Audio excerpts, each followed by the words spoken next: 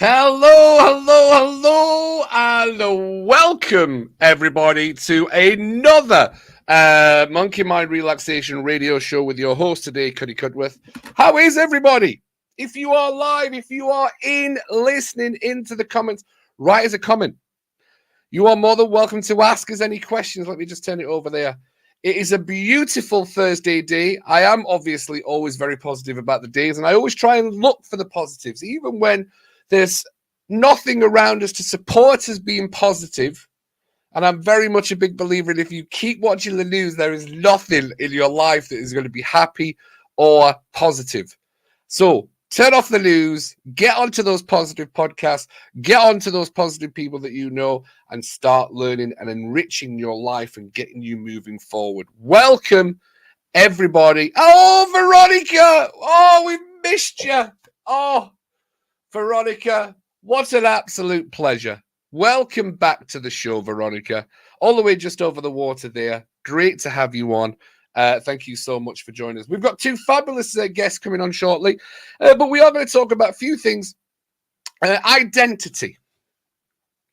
The identity that we have and we create is really, really important. And people are very, very much misunderstood about the things that we say and how our monkey mind plays on the conversations that we have. And I always have to remind everybody, when it comes to our identity, there's a trifecta of identity.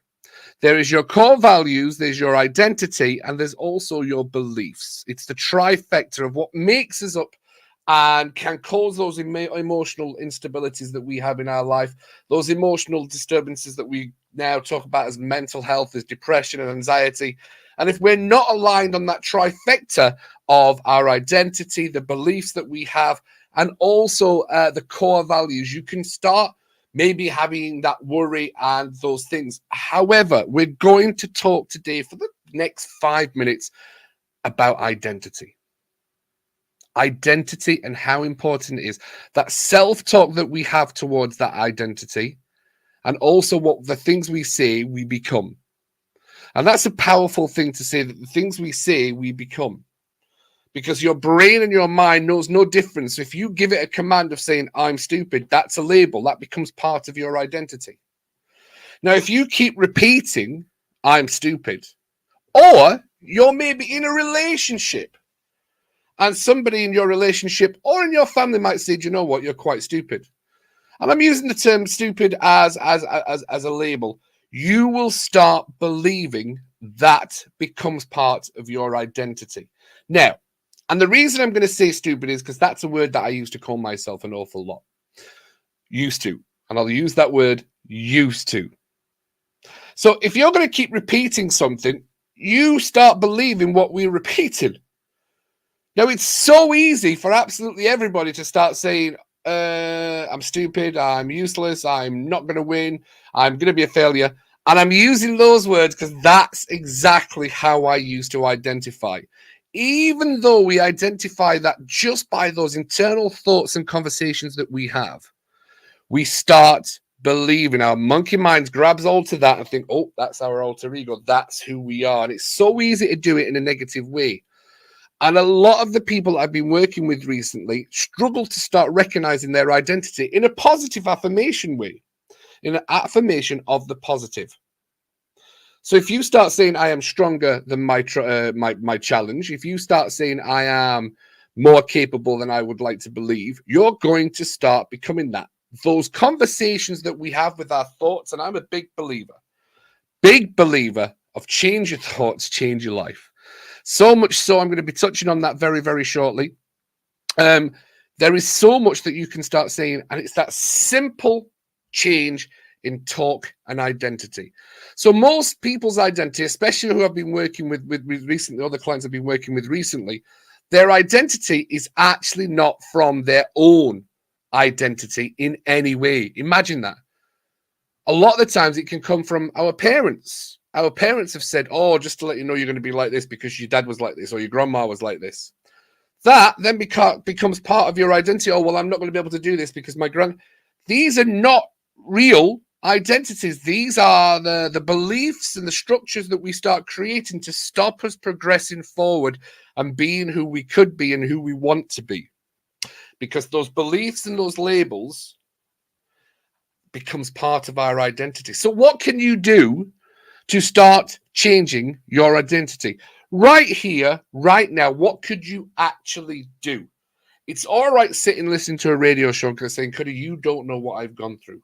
I am wholeheartedly fully aware of how me sitting here on this fabulous radio station that we have, Men's Radio Station, what crops up for a lot of people is you don't understand where I've been. I actually do not understand. You are 100%, but I do understand the power of how we can start changing the things. Thank you very much, Cena, for letting me the message know. Alan will be back in. I might have to send him a text message. One of our guests has disappeared, but we'll be coming back shortly. Our first guest is going to be coming up very shortly, but let's keep talking about the identity. The identity that we form becomes part of our blueprint. It becomes part of who we are. So if I was to ask you a question right now and fill in blankety blank, let's go old school on this. If you were to fill in and say, I am 3 times, give yourself a label, what you think you are.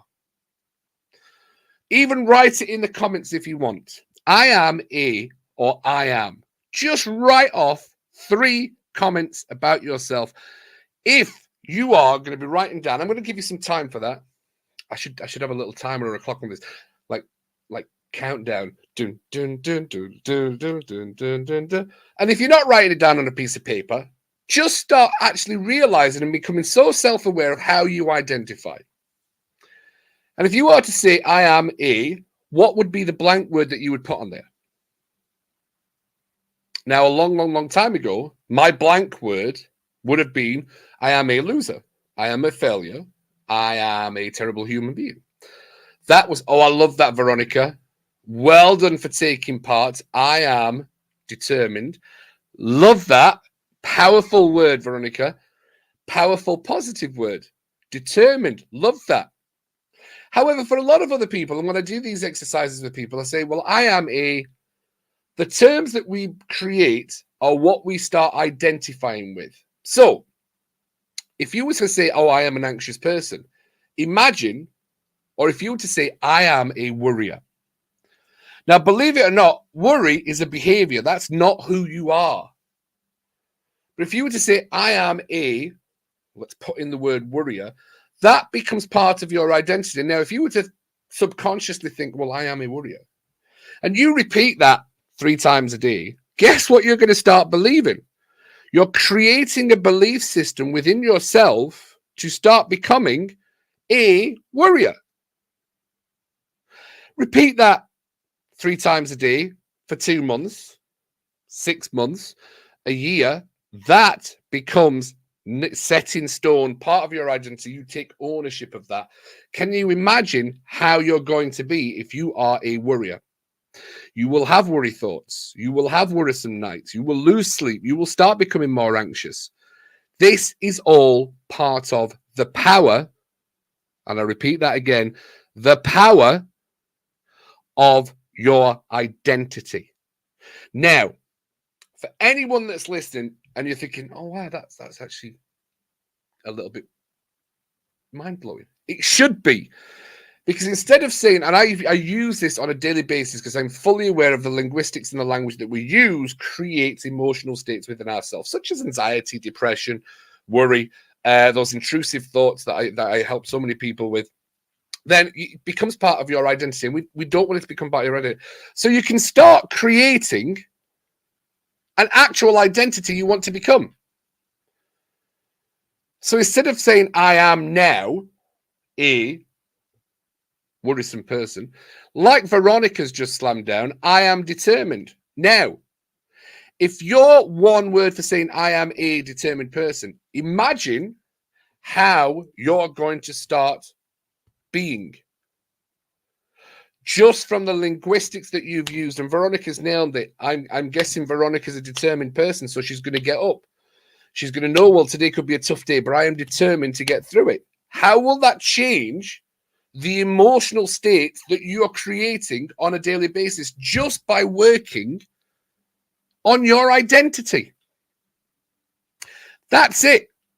Nothing else, just by working on one part of the trifecta. And look, I know it goes deeper than this. I even hear people talking, oh, well, I'm a kind of person because my mum's told me that for a long time. I've heard our grandparents talk to their grandkids and say, oh, don't worry about it. You might always be chunky because, well, your granddad was chunky and you're just like your granddad. That starts becoming part of your identity. You repeat that, and grandmas and granddads, you know you're always only ever going to try and do the best. Veronica, I am a worrier, but I've had to be more determined to accept that I cannot change. Oh, I love that, Veronica. I'm a worrier, but I've had to be more determined to accept that I cannot change the things that my worry. Right. Let's go down that rabbit hole. Absolutely. Your worry doesn't change what is going to happen. It just makes the situation worse. And how many times does your worry change the outcome? Ask yourself. A lot of people out there listening right now, not just Veronica in the comments. If anybody else wants to comment, you are more than welcome to. But if that becomes part of your identity and I'm a worrier, worry doesn't change the outcome. The outcome still might happen. 9 times out of 10, it won't happen. That's the thing. You have all this worry about a certain circumstance going to happen. Then you get to that certain circumstance. Well, nothing that I actually thought was going to happen happened. But that's part of identity. And we can kick ourselves when we're down. We can start getting upset and thinking, oh, I wish I just had so much more chances and opportunities and things like that. Now we do. We actually do have more chances and more opportunities.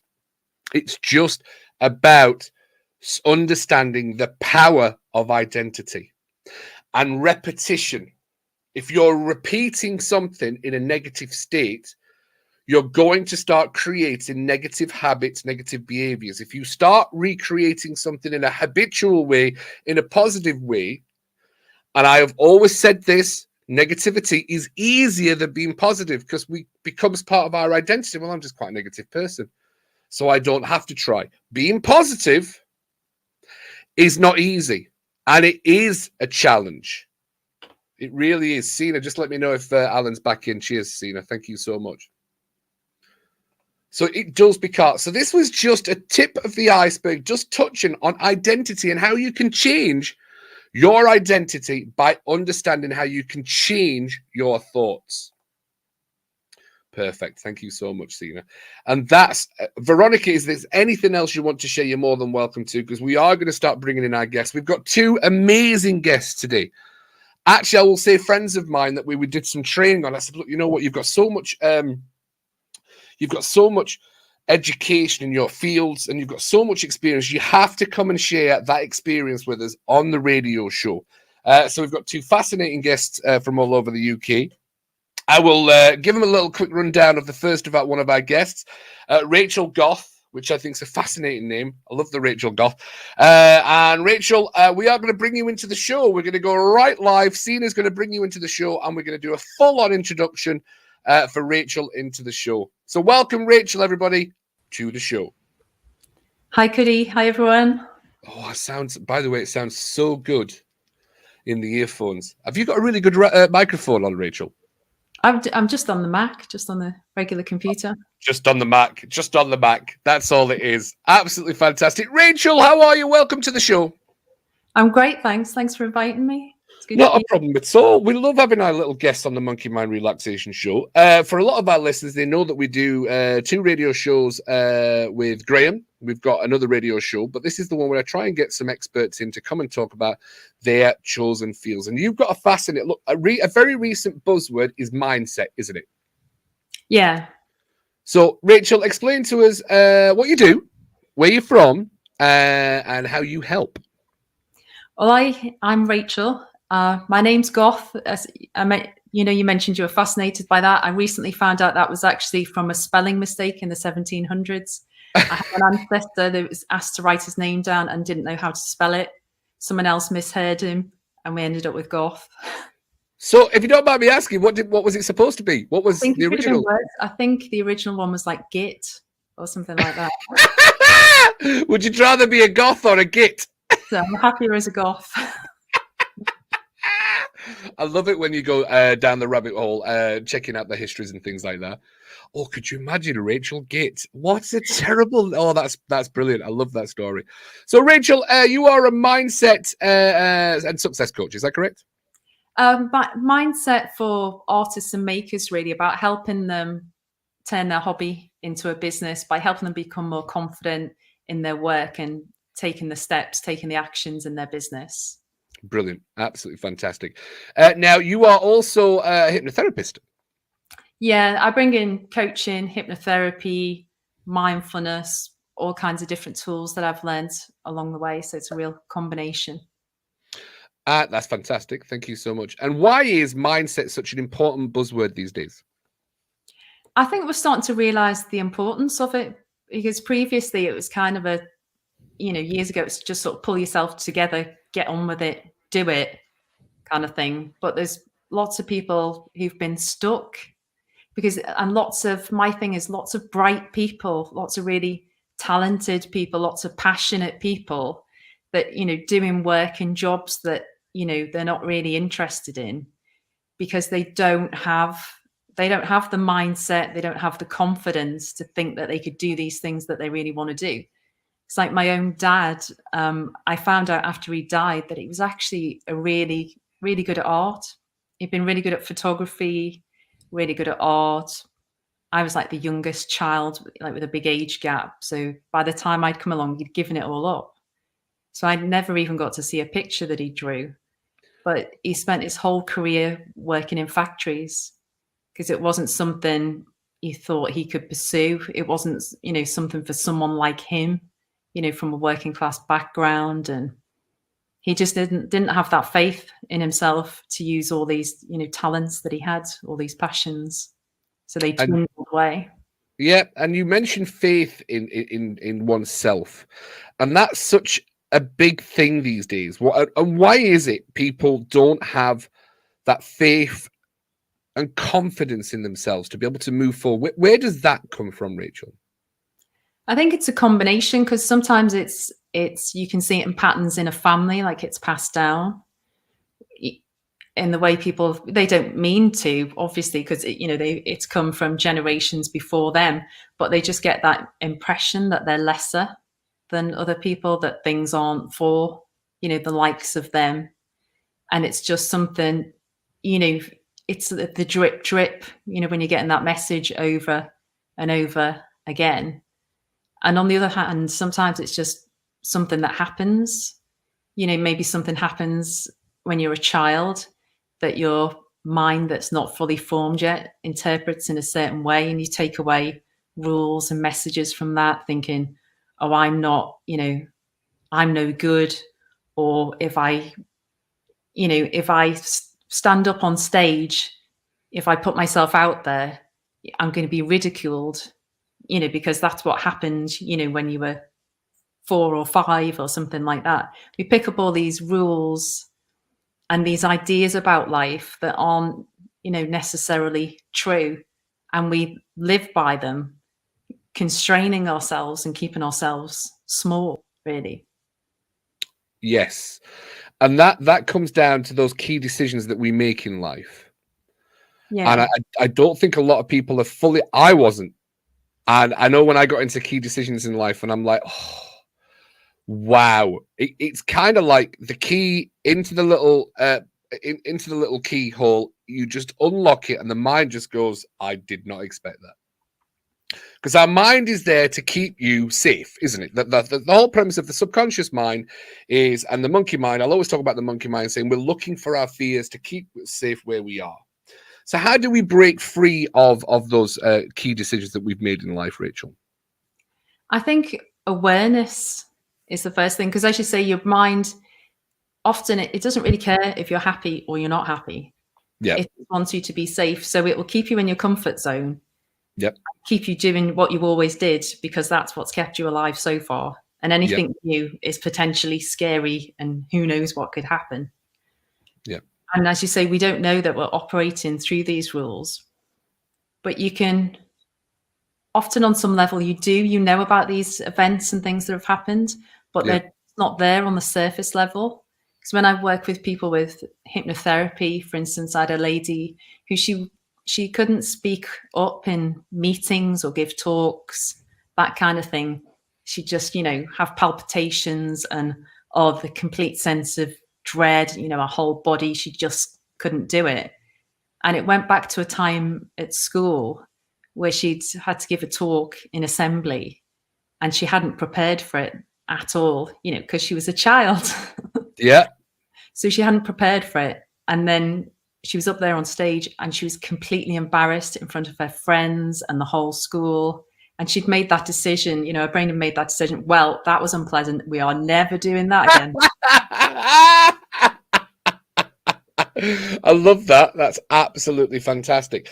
So I always remembered. I know I did mention that everybody has trauma, depending on the meaning that we give. Your brain it's got a negative bias. It doesn't want pain. It will do anything to avoid pain. So if it remembers, and that's the whole premise of the subconscious, and I always try and explain it as that's the cloud. All your memories get pushed into the cloud.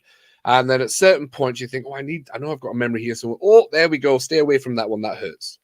For instance, if you put your hand in the fire, you're going to, right, I remember that. Don't put my hand in the fire. That's the whole premise of the subconscious. Remember everything that's caused you pain, that could have killed you.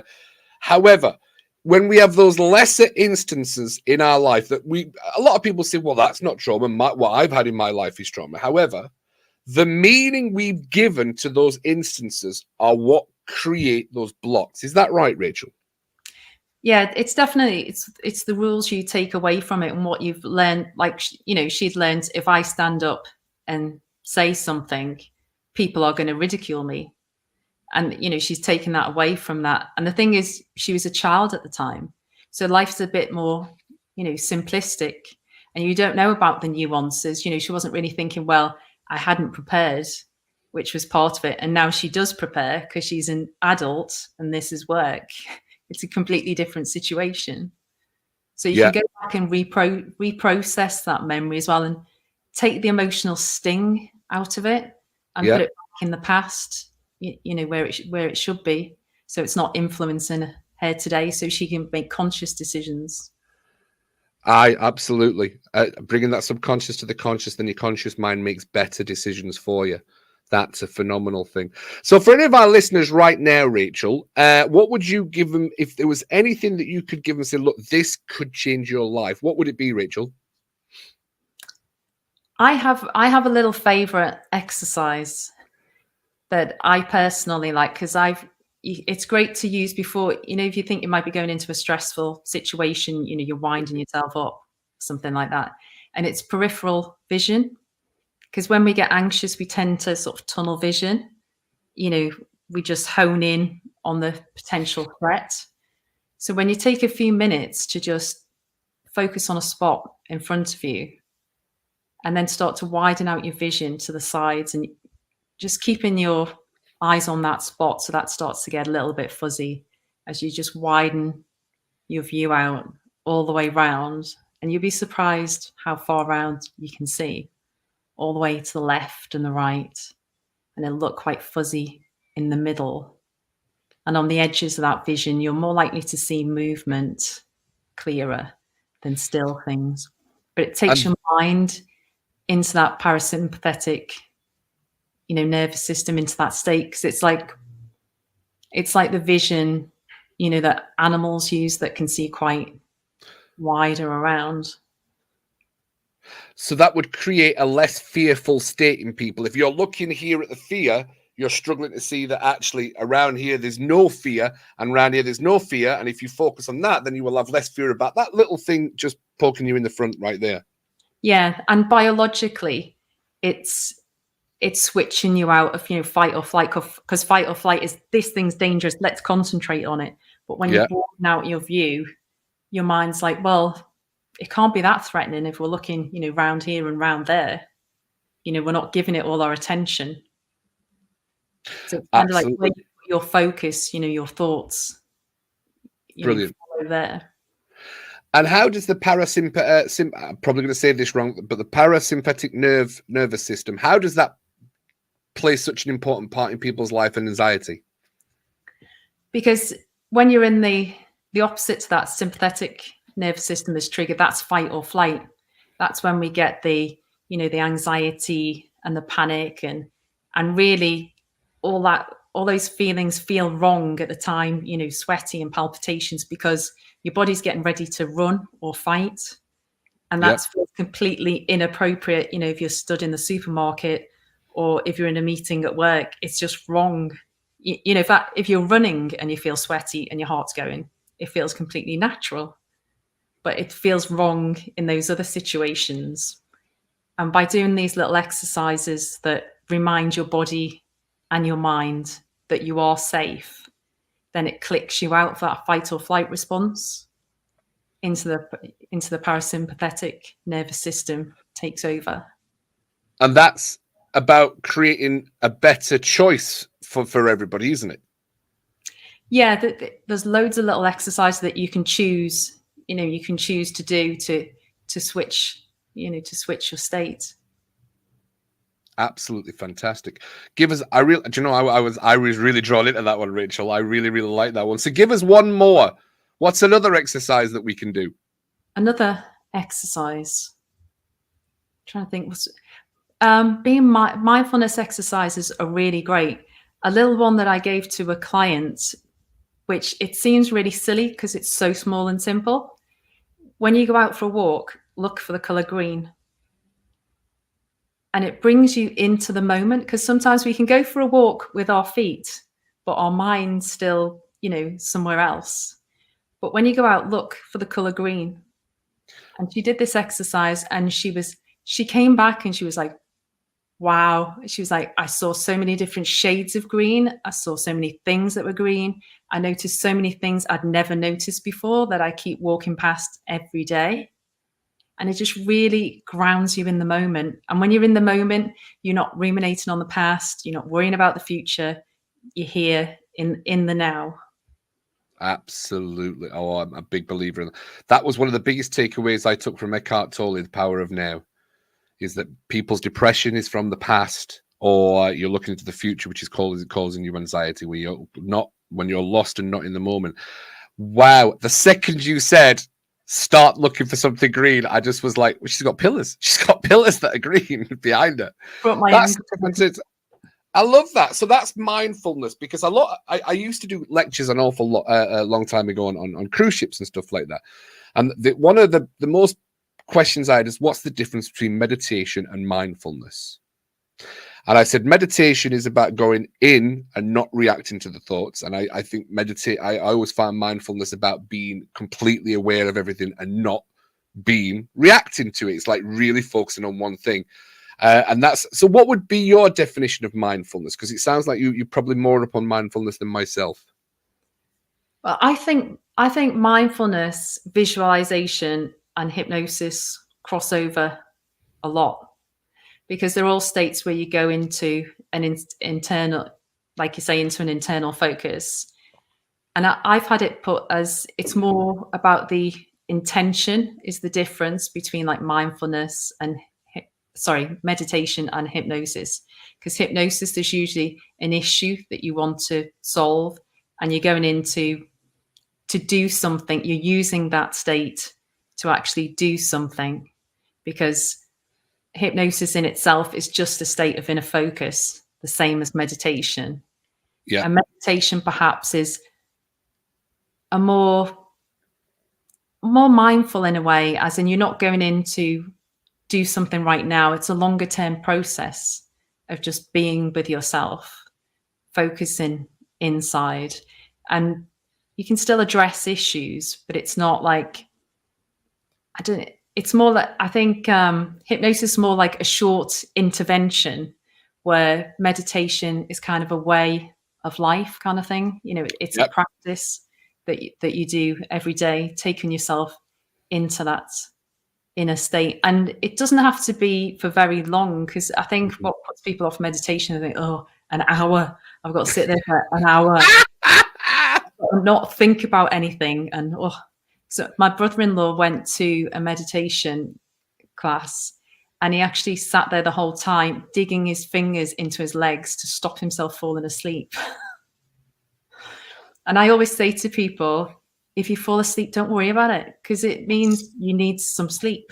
Yes, I did. I remember because when I used to meditate, I used to always fall asleep towards the end. And I read another book and it's like, no, sleep. It's fine. It's absolutely fine. That must be something that you need. And it's nice to be in that calm state to get you into that state, the better emotional state that you need to be in. So absolutely, you enjoy that little 5-minute nap at the end of meditation.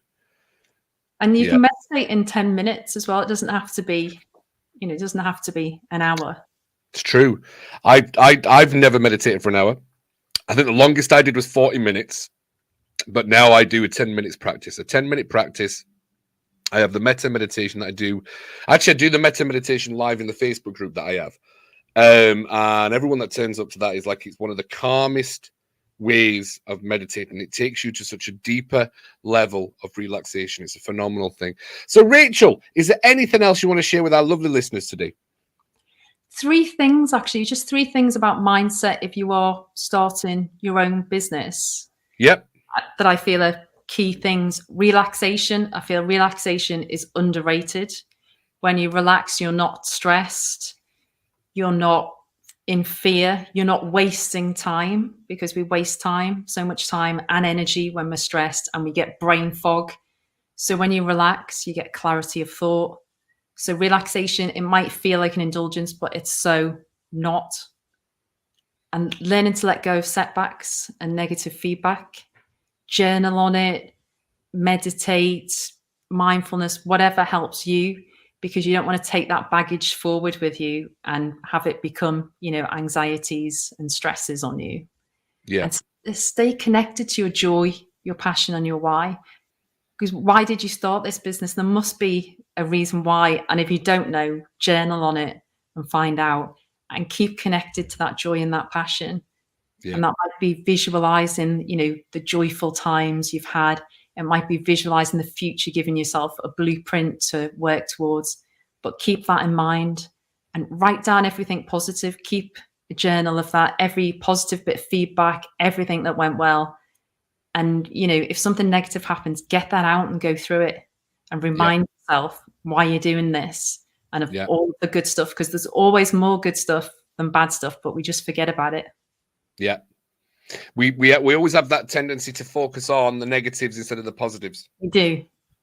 I mentioned that a lot to Matt. I said, if you don't remember the time you enjoyed ice cream, because it didn't create any pain, so you don't have to remember the time you enjoyed your ice cream. You have to visually recall, do you remember that time we had ice cream? Because that was a really nice day, and we'll do that again. Yeah, you have to make the effort to, stay in the passion and the joy of it. Absolutely. Rachel, thank you so much for dropping by. It's been lovely. Thanks, Goody. Not a problem at all. Is there any questions from any of our listeners out there? The thousands and thousands of people that are tuning in live right now. It's probably 3. But Veronica, do you have any questions for our lovely mindset, happiness and success coach, the lovely Rachel Goth? Or I now want to call her Rachel Gibbs, if I'm honest with you. Absolutely fantastic. Rachel, it was an absolute pleasure having you on the show. Thank you so much. For me too. Thanks very much for having me. Not a problem at all. How does anybody listening get in contact with you, Rachel? You can find me on my website, rachelgoth.com. Or you can also find me on TikTok as rachgoth.com, rachgoth.com. She's a TikToker. She's a TikToker. I have to do something on TikTok. I have to start. I think you like it on there. Oh, absolutely irks me. But yes, no, 100%.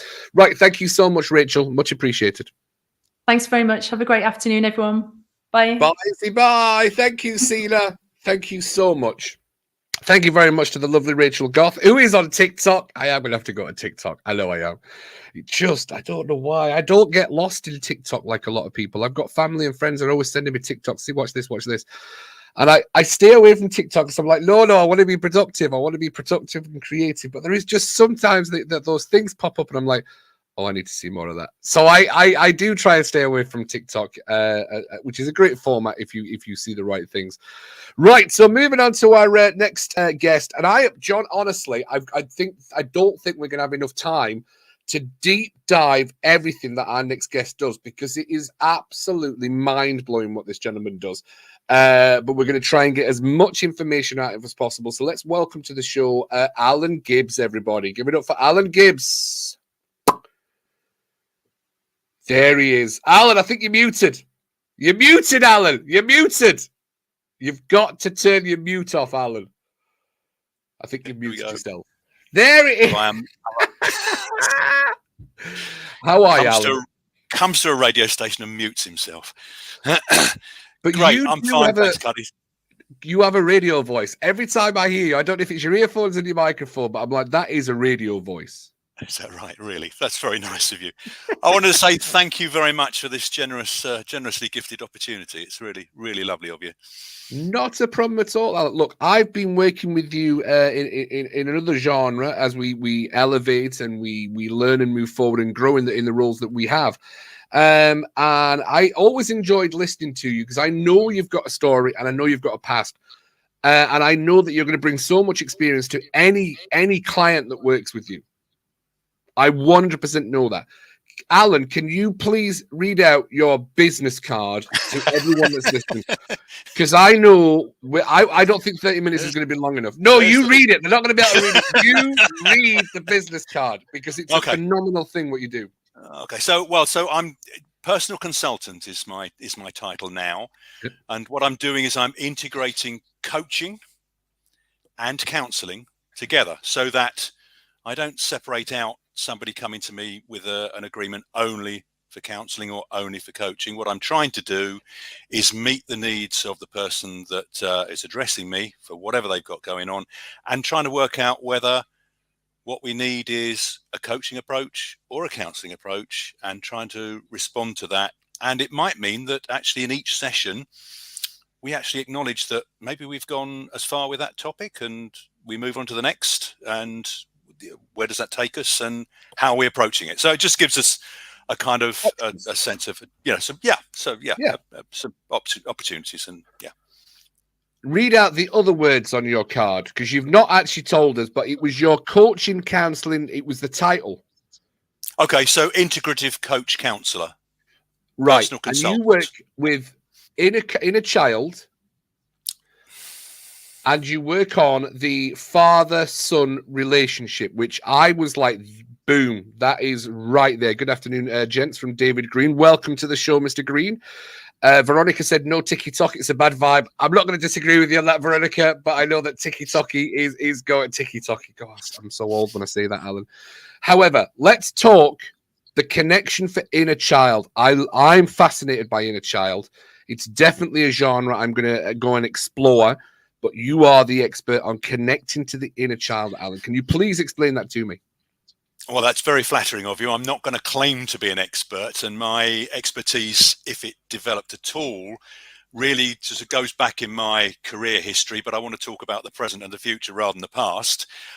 What I'm bringing, I think, is rather like your previous guest, who works in a number of genres. We recognise that we're working with the conscious, with things that have become subconscious, with choices. Some choices that we didn't notice that we've made at some level, and they are affecting our present day actions, behaviors, attitudes, and our availability and beliefs about limits around ourselves, and indeed possibilities in relationships, in skills and expression of ourselves.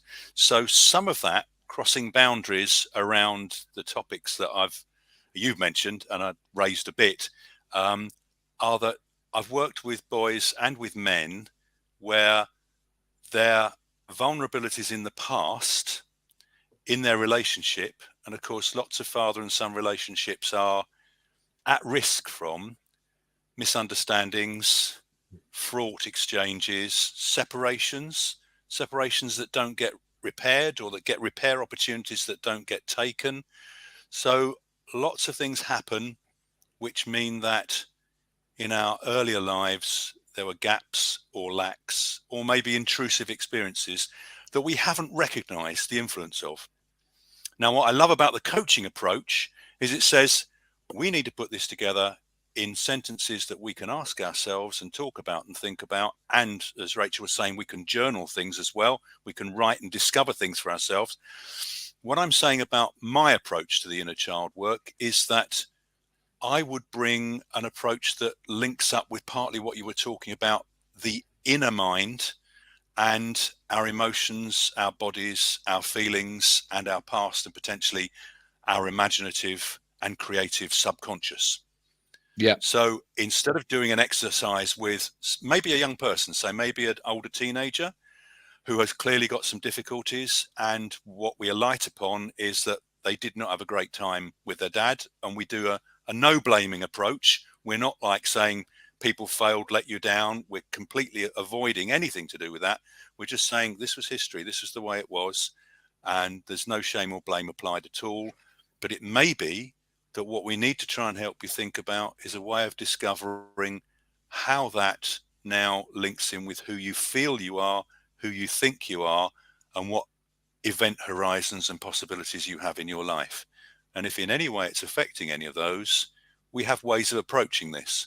And they might just be talking and questions, but it might be best to use some of the things that you and Rachel were touching upon, which is to say, if you're comfortable, if you're feeling safe, if you're feeling secure, and you can be uninterrupted for maybe 20 minutes, maybe what we need to do is allow you to experience the possibility of revisiting yourself as an earlier, younger self in a way which allows you to meet up, to have a possible exchange. Might be a conversation, might be an exchange of messages or gifts, and it might come across as a bit more nurturing and a bit more caring and a bit more supportive. Wow. Well said, Allan. Very good use of words there. So, I'm versed in victim mindset, as many people are. When you have a teenager, let's say anywhere between 18 to into the early 20s, and they're still struggling to make connections with family, and it comes from that blaming others, how do you work and go around making those connections, Allan? Okay, so as you say, young adults, sort of 19 to 24, 25. I mean, I think there are some of the developmental psychologists who now say adolescence runs between about 14 years of age to 24 years of age, because we're dealing with the same things of identity, of finding a place in the world, of making relationships, of establishing ourselves, and of testing out ourselves as well to find out what we can do, what we're not so good at, what we want to try, what we want to explore. So yeah, I agree with you. It's an area of potential turmoil and potential transition again, whereas other people would say, well, that's adulthood, so they're adults, so legally, everything's sorted, everything's fine, isn't it? No, it's not, as we well know, for those of us who've come through it and those still in it. Of course, if you're dealing with stuff that's about feeling that either you yourself think of yourself as having lost, missed out, had things taken away from you, missed opportunities, or that you feel your life was intruded into by somebody else's difficulties or problems, whatever, then putting yourself in that relatively powerless and potentially blaming situation, just as you will know from what you've just said, keeps the dynamics absolutely pinning you down to not be able to move and change. And it is so important that you're able to feel good about yourself. You're able to feel a no blame, no shame, including no accusations, no targeting. And that's a difficult place to get to for some because they've been through an awful lot. But actually working towards some level of acceptance is like the first station to try and get to. Accepting that the past has been horrible. Correct? Yeah, absolutely. Accepting that where they are now, there's a possibility of change if they wish. Yeah. Yeah. and there is a place of support, but they have to do the work, right? I'm asking because this is a massive subject for me, especially with my own family and things like that. Because even though when we do the work ourselves, we have very close family members around us that are, well, I'm not like you. It's a tricky situation, Alan. So I'm completely versed in that, and that's why I really wanted to get into that. So what are the steps that people take? Well, instead of a step, sometimes it's a case of knowing that there's the emotional element to what you've just described, and I'm describing as well, and recognizing that even when we got to your first question, actually recognizing they could choose change as a possibility, they will maybe emotionally react. Oh, no, I've tried that before. That's not possible. I'm stuck with this. This is me. This is the way I feel. This is the way I think. This is who I am. If you don't accept that, Alan, then you're not dealing with me. You're not hearing me. Does that make sense? So Alan. Alan. Alan, you've got you've just chills at the back of my neck. So, at what point does the father figure play in that? Do you have to step away because they're not willing to? What is it that people in those situations can do? Because I know people are dealing with things. Yeah, I know it's hard. And so, Alan, what part does the parental in that connection between the father and son? What position do you play? Is it giving them the space to carry on with those attributes, or stepping away and thinking you have to go on this journey on your own? I have to recognize that the person I'm with in the room, or maybe online on video call, is somebody who's potentially going to experience the strength of that memory, as you've said, potentially in sensory systems that I'm not aware of them being in touch with, that bring those memories vividly back again, and the sense of the limitations, the sense of their helplessness. So I'm aware that I need to be in touch with not just that, and recognize that and help to calm that down in the way that you're mentioning victim, but you and Rachel were also mentioning things about being able to calm and self-soothe and self-reassure, which is kind of the thin end of dealing with kind of emotional overwhelm. So we need to address that element. But then what we need to engage is that they, in their own minds, have brought themselves to have this conversation, and there is a sense of somebody wants change to happen. Some aspect of them is hopeful that change can happen. That's why we're having the conversation. So I'm trying to have the conversation separately, but with both aspects of themselves, including the more grown up, the more mature, the more confident, the more hope-filled aspect of them, which can then understand some concepts. And one of the useful concepts, you're already mentioning the parent idea, and I may be labouring this a little bit much, but the concept that they may need is the Cartman drama triangle of the victim, the persecutor, and the rescuer. So if we've been, I love this. Love this. So if you've been in the victim position, you feel somewhere that some agency, some force, some person put you into this position somehow. So, of course, when we're trying to track what we might call responsibility, there may be strong elements from our feelings that are wanting to place blame because the experience has been so difficult to go through and to live with afterwards. So we need to find out whether it's possible to pull back a little bit from the intensity of the blaming and to try and understand how somebody was in a position with us that meant the wrong things were done, things that were not helpful, or they were intrusive, or we were let down. So that would be, they need to offer some kind of acceptance of the place of the perpetrator as they might see them, and recognize this person had faults or failings or shortcomings, but maybe did not think through and maybe did not intend everything that they would eventually to be part of co-creating. Yeah. I need to avoid becoming the rescuer or the attempted rescuer. And they need to help themselves to become part of the hopeful element themselves, being in the partial rescuer position. Sorry, does that make sense? It does make sense. So I get the rescuer position. I've certainly played the rescuer position. Absolutely. And that's why I think this is a great subject, Alan. great subject. How can you recognize you're in a rescuer mindset? Well, as I've said, it's very valuable and very useful, and as long as it's resourced and not stuck in an attitude of blaming or criticism or negativity, it's the hopeful side and the helpful side which will draw you towards finding the energy and finding the connection with inner resources, but also outer resources and people and relationships and ways of thinking together, which will help to shift the burden. Wow. Wow, Alan. I love that. How long have you been doing this, Alan? Because you've been working.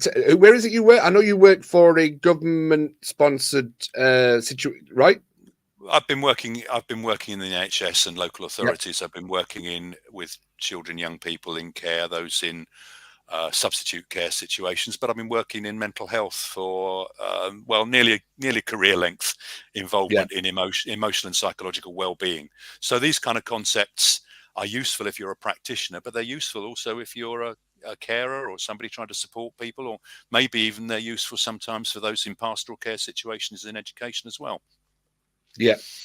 And for anyone who's listening who's been in care situations and is still struggling with certain things, what would you say on a radio station to him, Alan? Let me clarify, and let's check we're being specific. So I'm not going to tell people what to do. No, not in any way whatsoever. No, I think you made a clear distinction there. Very good, Alan. If somebody was listening that said, I've been in the care home and I'm still struggling with something, what would be a good 3-step process for them to start doing, to start realizing and to start moving forward? If we're talking about young people who've been in substitute family care and missed out on family in many ways, then there are agencies, and a lot of them were developed over the past sort of 20, 25 years, something like that, with young people who said, we need better than this for those of us who understand each other far better. I'm not actually in touch with the kind of agencies they would need, but they will be able to Google search for young people's help. But they could also be in touch with NSPCC, Bernardo's, Young Minds, or others who will signpost them to, or another good source of support online for mental health issues is the Anna Freud Centre on My Mind as a resource website. But they would be able to find the kind of people they would need to be in touch with, who would help them with understanding specifically their kind of experiences. And that's one of the things they need to check out if they're going to try and find a counsellor or a coach or a therapist. They probably need to find somebody who's versed in these kinds of things if they've moved on from, and they're now independent adults looking for support. Absolutely. So I know you've been in counselling for quite a while, being a counsellor. What is it that fascinated you about going into coaching and NLP and going down that route? What was the reason that fascinated you there, Alan? Have you got any experiences from the past that you were like, this is where I need to move forward to? Yes, absolutely. Do you know what? There was some well, I guess the situation arose for me in terms of the model I'm thinking about, which was that in my early days in welfare and social care, I had the good fortune to work in a secure unit for young people who needed to be contained because their lives were in such turmoil that they may or may not have survived if they were outside, and they were under court orders to be in there for a period of time. It was run as a therapeutic community. Now, one of the aspects of therapeutic communities, as they found out, is that the more responsibility, the more creativity, the more imagination and opportunities to express themselves you give people who are otherwise seem to be so burdened by life, the more they grow. Well, what a surprise to all of us. Not really, is it? But what I'm saying is the containment and the restriction on their lives was basically a cycle repeating itself. Yeah. So in working in mental health and working in counselling, the more I could engage a young person in making choices and setting themselves up tasks to do to achieve, And they came back saying, I had a go at it, didn't work out too well, but we talked about it. They felt bad about it, first of all. They'd have another go or pick something different or find the skills they really wanted to work with. Actually, they made so much faster progress in the counselling as well. So it seemed to me as though I was being moved by my clients, by being educated by them and informed by them to go, this counselling is okay. It does a certain amount, Alan, but actually what we need is a bit of a mixture that's about out there and not just back then and not just in here with you, but out there now and in future days and in the week coming or the 2 weeks coming before I see you again. I need some help to do the things that are going to make me feel so much better about my life. And that was the model of coaching. I thought, that's what I'm trying to do. So I need to learn it properly. Perfect. Fantastic. Good stuff. Alan, is there anything? Because I knew the time would fly by, Alan. You've done 25 minutes, and I know. I told you 15 minutes because I didn't want anyone freaking out, but I knew I was going to have you on for longer. I just thought, do you know what? I'll tell them it's 10 minutes and just keep asking questions. I have no sense of that time going by. Because you're having fun. You're having fun, Alan. Absolutely. Yeah. So, for anyone that's listening right now, what would be something that you would say? Look, try this. If you don't think it works, try it again. That's the kind of scenario that we have. Okay. So what comes to mind is two things. Mm-hmm. So one is a bit like Rachel picked up on. What are the small things that people can do and become aware of and actually try for themselves? And I found that just inviting people to concentrate on their breathing for 2 minutes or 3 minutes at some time of the day, when you are not under pressure, you're not putting off chores, there's not somebody demanding your attention. If you can turn off the social media temporarily, it might be that it's choose to do it at a restful time, as in preparation for sleep, because it might help you with preparation for that in any case. And lots of people with stresses in lives, as we know, find it very difficult to do the preparation and get themselves off to sleep in a reasonable kind of way. But what I was going to say was just do the concentrating on your breathing and just notice that you're breathing in and you're breathing out. And if this is a problem with how many busy, fast, demanding thoughts you've got in your head, shooting off in all different directions, reminding you of the stuff you haven't done, the stuff that didn't work out, stuff you've got to do tomorrow, all that kind of stuff. If that's going on and what you need is words, then say to yourself, I'm breathing in. I'm breathing out. And just say that repeatedly. It's going to sound very strange if you've got a partner and you're lying there and you're just saying this is just going to read really weird. But I'm not. But I'm saying if you can say it to yourself silently, even if you just say it silently. The other thing I was going to say, which I won't develop any further, but I did mention it to you, I've called self-harmonization on the basis that lots of people know in the zone or in the flow or contentment or leisure or peacefulness. When they happen, they know them. What I'm saying is, if you've got an absence of those things for a long period of time, and I would say an absence of self-harmonization, which might mean body and mind and emotion and actions and choices, there's something out of kilter somewhere, then it may be that you need to do a stock take. Yeah, you need to do a check. And some people in coaching call this like a kind of circle of life. You look around at all the aspects of yourself and go, tick, cross on that one. I'm not doing very well on that. Give that a score. Yeah. And they come up with a measure of whether things are going well or not going well.